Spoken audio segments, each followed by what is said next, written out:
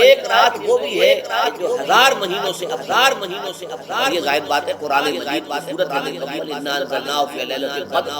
وما ادراک ما لیلۃ القدر لیلۃ القدر خیر من الف شہر. اب اس کے بعد جو جملہ ہے جعل اللہ صیامہ فرضا، اللہ نے اس مہینے کا روزہ رکھنا فرض قرار دیا. وقیام اللیل قیام اللیل اور اس کی راتوں کے دوران کھڑے رہنے آزاد مرضی پر. تو گویا کہ اس رمضان مبارک کے دو پروگرام،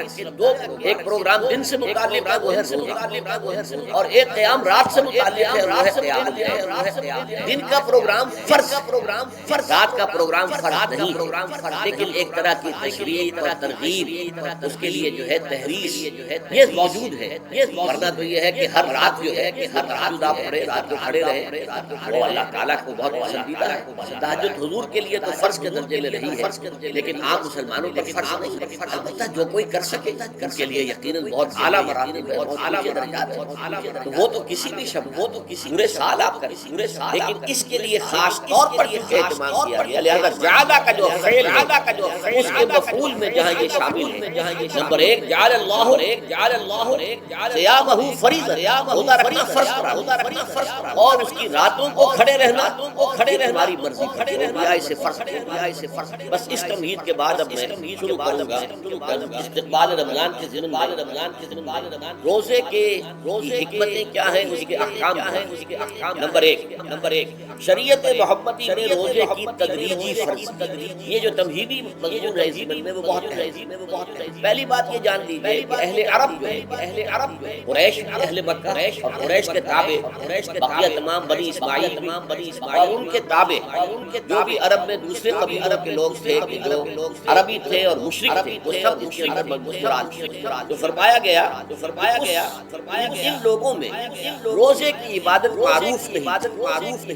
یا تو یہ ہے کہ حضرت ابراہیم علیہ السلام کی عبادت تھی، کیونکہ یہ لوگ اپنے قول کے مطابق ملت ابراہیم، لیکن یہ ہے کہ بہرحال روزے کی عبادت سے نہ کیا وجہ ہے یہ ہم نہیں جانتے. آپ کو معلوم ہے نماز سے وہ واقف ہے، اگر اس کا حلیہ انہوں نے بگاڑ دیا، تالیاں بجاتے تھے، سیٹیاں بجاتے تھے، یہ لیکن نماز کہتے تھے. طواف سے وہ واقف، اگرچہ اس کے ضمن میں اتنی گھناؤنی حرکت بھی تھی کہ مرد اور عورت وہ بالکل برہنہ ہو کر طواف کرتے تھے، تو اسے بہت فضیلت والی بات، بہت خدا رسیدگی کی بات سمجھتے تھے کہ قابل برہنہ ہو کر طواف. لیکن بہرحال طواف تھا. اسی طرح قیام عرفہ، قیام منی، حج کے بھی بہت سے ارکان کے بھی بہت معروف، اور ویسے خیرات و صدقات سے زکوٰۃ ایک خاص نظام کے تحت نہیں، لیکن زکوٰۃ کھانا کھلانا یہ ان کے ہاں اعلیٰ اقدار میں یہ چیزیں اخلاقیات کی ان کے مقاصد. اس صوم کا ان کے ہاں قبل کوئی روزے کی عبادت جو ہے البتہ صوم کا لفظ یہ لفظ وہ استعمال کرتے تھے اپنے گھوڑوں کے، روزہ رکھواتے تھے گھوڑوں. اس کا پس منظر یہ ہے کہ ان کے ہاں آپ کو معلوم ہے کہ لڑائی، دنگا فساد، جنگ اور یہ کہ غارت گری کرنا، لوٹ مارنے کا یہ تمام عرب قبائل کا پیشہ، اصل پیشہ یہی. اس میں ان کے پاس اور جانور تھے. ایک تو اونٹ جو ہے وہ ان کی جو آب و ہوا ہے، ان کے جو حالات ہیں اس کے ساتھ پوری مطابقت، یعنی اسے کئی دن کھانے کو نہ ملے، اسے ہفتہ بھر پانی نہ ملے، اسے اس اعتبار سے دھوپ کی کتنی ہی جو تپش ہو کتنی جو کچھ نہیں کرتی. لیکن یہ کہ وہ سست رفتار لڑائی کے لیے، جنگ کے خاص طور پر غارت گری جہاں کرنی ہے، جہاں جا کر گویا کہ ڈاکہ مارنا، پھر دوڑنا ہے. انہیں گھوڑے کی ضرورت ہوتی ہے، گھوڑے کی سریع الرفتار، لیکن گھوڑے میں یہ اوصاف نہیں. وہ بھوک کو برداشت نہیں کر سکتا، وہ مہیل ہو جائے گا. وہ پیاس کو برداشت نہیں کر سکتا، وہ مہیل ہو جائے گا. وہ دھوپ کو برداشت نہیں کر سکتا، وہ مہیل ہو جائے گا. اور اگر یہ گھوڑا مزمحل ہو جائے تو سوار کا کیا حشر ہوگا،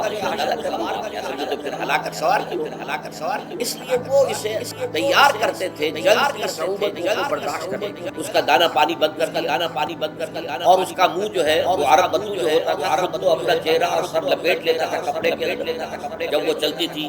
باد سمود، تیز آگ جیسی ہوا جو ہے جس کے اندر ریت کے ذرات بھی ایسے گویا کہ کسی بھاڑ کی جو ہے اس کے اندر کی ریت جو ہے وہ چلی آ رہی ہے، تو گھوڑے کا رخ ادھر کر کے کھڑے کرتے تھے، خود اپنے منہ پر ڈاٹا باٹا باندھا ہوا تاکہ اس کے اندر دھوپ کی سختی برداشت کرنے کی عادت، پیاس کی برداشت کرنے کی عادت، بھوک کو برداشت کرنے کی، کس کو کہتے تھے خوف کے لفظی معنی رک، اب یہ کھانے پینے سے رکا ہوا ہے اور یہ دھوپ کی سختیاں برداشت کرنے کے لیے دھوپ کے اندر اور وہ جو آتی تھی وہاں پہ واد سموم اس کے اندر بھی اس کا سامنا کرنے کے لیے، تو یہ بس منظر ہے روزے کا روحی اعتبار سے، اور یہ کہ اہل عرب جو ہے پرانے وہ اس عبادت سے لہٰذا ہمیں پورے مکی قرآن میں اس کا کہیں ذکر، البتہ مدینے میں جب حضور تشریف لائے اور صحابہ کرام تو یہاں آپ نے دیکھا کہ یہودی جو ہے وہ روزہ رکھا یوم عاشورہ کا 10 حضور نے دریافت کیا کہ حضور نے دریافت کیا روزہ کیوں نے کہا کہ یہ دن ہماری نجات کا دن، 10 محرم کو اللہ تعالیٰ نے فرعون کو غرق کیا